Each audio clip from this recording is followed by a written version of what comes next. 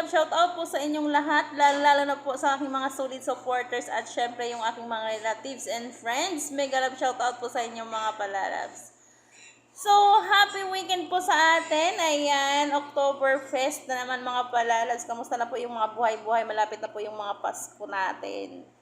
Ayan, sana hindi malamig yung ating Paskong darating. So mga palalabs ko for today's video, for tonight, ayan, may share lang po ako ng konting kaalaman sa ating pagre-reels. Ayan mga palalabs, kasi po sa pagre-reels hindi po tayo pwedeng nagmamagaling o kaya nagmamarunong. Meron po tayong community standard na dapat po nating sundin mga palalabs. Kung tayo po ay gustong mamonetize, ayan, dapat po tayong sumunod sa policy ni Mama Mets kasi po, hindi po tayo pala desisyon. Ayan. Sa mga palalabs, ito lang po yung aking tips na maibibigay sa inyo. Meron po tayong dapat na sundin na walo pong dapat talaga nating sundin, mga palalabs.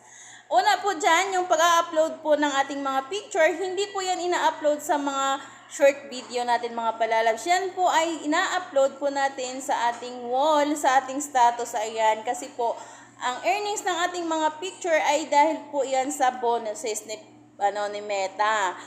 Ang mga short video po, yan po ay reels. Tapos pag nagawa po tayo ng mga long video, papasok po yan sa long form video sa in-stream ads mga palalabs. At syempre ang pinagbabawal po dito ni Meta, yung mga picture po natin na nilalagyan po natin ng mga text. Ayan mga palalabs.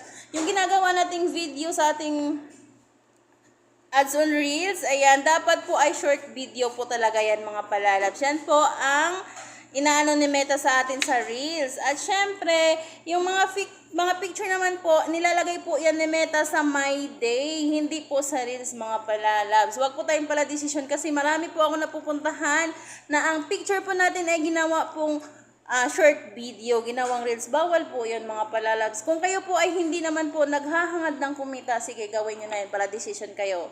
Pero tayo pag gustong mamonetize, gustong kumita, sumunod po tayo sa community standard. Ayan. Sana po, ipapakita ko po sa inyo, masundan nyo po yan para kayo na din ay start na mag-earnings kagaya sa akin.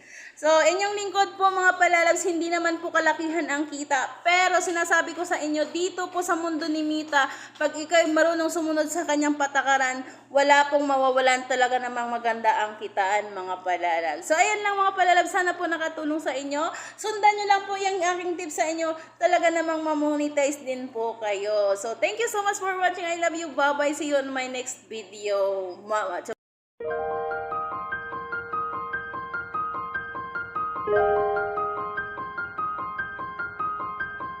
Thank you.